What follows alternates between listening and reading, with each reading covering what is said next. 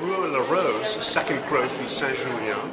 We just went through several second wines, the Sarget de Gruaud Larose, and we ended with the 2009 vintage, which we are now tasting en primeur week in Bordeaux.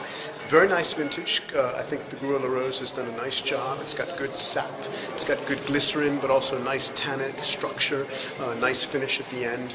And as you will see, David Launay and I went through Germany, and we did a lot of other vintages of Gruaud Larose just last week. So enjoy the next clip with those scenes. Thank you. Launay, David Launay, General Manager of Gruaud Larose. Here we are. Me.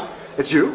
And we're in Dusseldorf, just one day before Pro Wine, one of the biggest wine fairs in the world in Germany.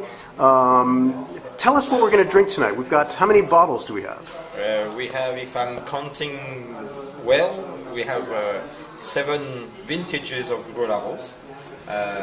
You're going to dive into the history and into the universe of Gruaud Larose through this event. And starting with the 1975, continuing with some 80s, following some 90s, and then finishing by some the new generation of Gruaud Larose with the 2000 and the 2007.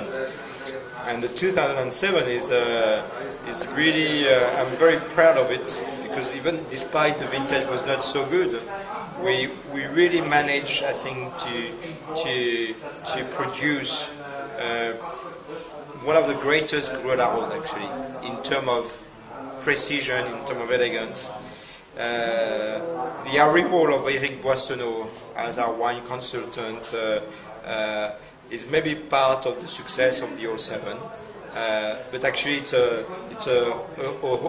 teamwork. So everybody has worked so well, and then we at the end we have this great result. Fantastic. And we also had some other wines, and we were going through Germany a little bit earlier. You were in Hamburg last night. We also had what? We had last night we had a 1996 and an 83 as well. 1996, 1983, which are for me some of my favorite vintages. 1983 is even for me as a personal taste. After you have this kind of you can read and you can have these journalist critics putting the 82 much above the 1983, but personally actually I prefer the elegance and the classical style of 83, and you have such a purity on the wine. It's just lovely wines, and it's perfect to drink, and it's more than half of the price of the 1982. That's very important. So price, quality. Yeah. Quality and price, then you have a great pleasure at the end. And 96 it's a pure expression of a super ripe Cabernet Sauvignon, but you have this great sweetness, but also the elegance. You have maybe 1 or 2 vintage like that per decade. Right. So and we are fortunate.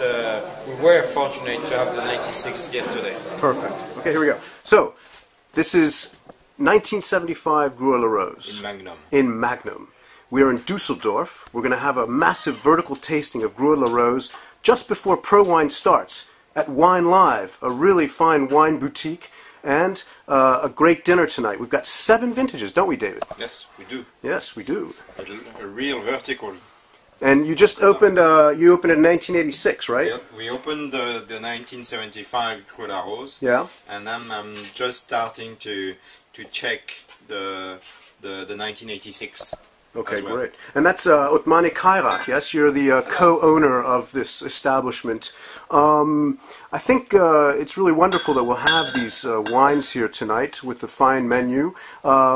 You were thinking of doing younger wines before older, because that's traditional, yeah? Yes, that was traditional, and so we did last year altogether.